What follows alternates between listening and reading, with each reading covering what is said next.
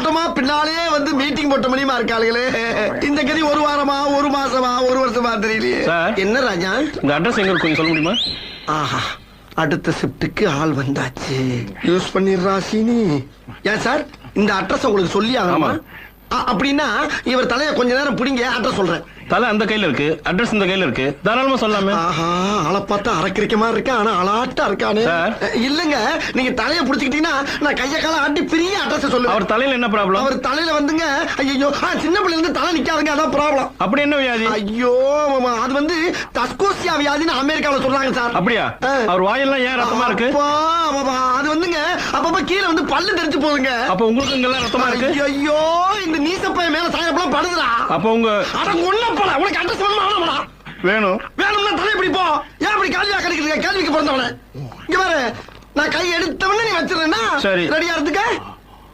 தப்பிச்சிடற